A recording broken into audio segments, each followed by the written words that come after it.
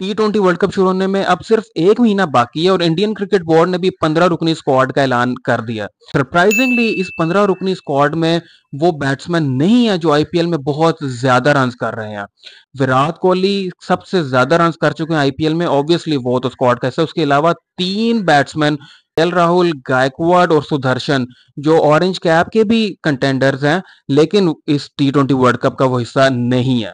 बिल्कुल, ये इस चीज से आइडिया होता है कि बीसीसीआई को भी इस चीज का अच्छी तरह से इल्म है कि जरूरी नहीं है कि जो बैट्समैन आईपीएल में परफॉर्म कर रहे हैं या बहुत ज्यादा रन कर रहे हैं वो इंटरनेशनल क्रिकेट में भी उसी तरह ही परफॉर्म करेंगे। इस चीज की बहुत बड़ी एग्जांपल सुनील नारायण है, जो इस आईपीएल सीजन में टॉप रन गेटर की लिस्ट में भी हैं।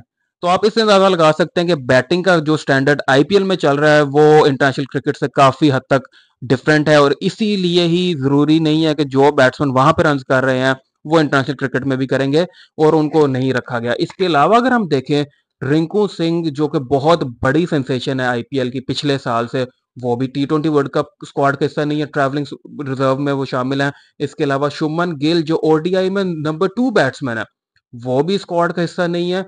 तो समझ आ रही है कि बीसीसीआई ने इस दफा काफी सोच समझ के स्क्वाड बनाया है, और इसीलिए ही रोहित शर्मा को कैप्टन बनाया गया रादर हार्दिक पांड्या के, क्योंकि हार्दिक पांड्या की परफॉर्मेंस आईपीएल में भी अच्छी नहीं चल रही, और उनके साथ कुछ इस तरह के पर्सनल इश्यूज भी हैं कि बीसीसीआई उनको थोड़ा सा टेस्ट करना चाह रही है कि वो कैसा परफॉर्म करेंगे आईपीएल में भी और इसके अलावा इंडियन क्रिकेट टीम के लिए भी। तो अगर हम स्क्वाड की तरफ नजर उठाएं तो जायसवाल स्क्वाड का हिस्सा है, रोहित शर्मा है, ऑब्वियसली विराट कोहली है। इसके अलावा जो सरप्राइज एंट्री हुई है वो है शिवम दुबे की, जिन्होंने रिसेंटली 2023 से परफॉर्म करना शुरू किया और काफी उनकी प्रोमिनेंट परफॉर्मेंसेज हैं इंडिया के लिए, तो वो भी अपनी जगह बना पाए हैं। और अगर हम बॉलिंग की बात करें तो इंडिया के पास अर्शदीप सिंह हैं जो पिछले 2-3 साल में बहुत ही अच्छा परफॉर्म कर रहे हैं इंडिया के लिए, और एक अच्छी बात उनकी ये है कि वो अभी तक किसी ना तो कंट्रोवर्सी का शिकार हुए हैं, ना ही कोई उस तरह की उन्होंने ऑन द फील्ड या ऑफ द फील्ड हरकत की है कि जिससे उनकी इंटेग्रिटी पे कोई डाउट हो। वो सिर्फ गेम पे फोकस करते हैं और यही उनकी सबसे अच्छी बात है। इसके बाद दूसरे फास्ट बॉलर में जसप्रीत बुमराह है जो इंजरी के बाद वापस है और बहुत अच्छा परफॉर्म करते हैं, और तीसरे मोहम्मद सिराज है। तो बॉलिंग में 3 फास्ट बॉलर उन्होंने रखे हैं।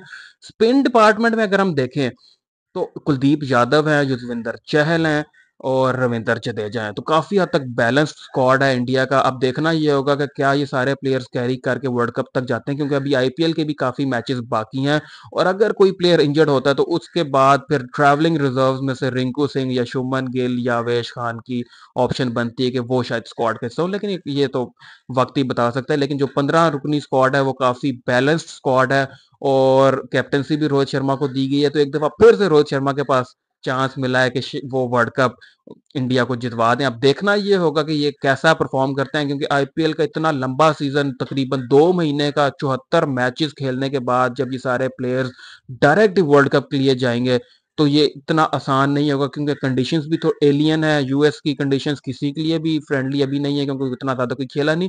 तो इन सारी चीजों को अडेप्ट करना और फिर आईपीएल से निकल के अचानक इंटरनेशनल क्रिकेट में भी जाना without any other bilateral series आसान नहीं होगा। स्क्वाड बहुत अच्छा है, लेकिन परफॉर्म करने के लिए इनको काफी मेहनत करनी पड़ेगी। चैनल को सब्सक्राइब जरूर कीजिएगा ताकि आपको वर्ल्ड कप से रिलेटेड सारी अपडेट्स मिलती रहे।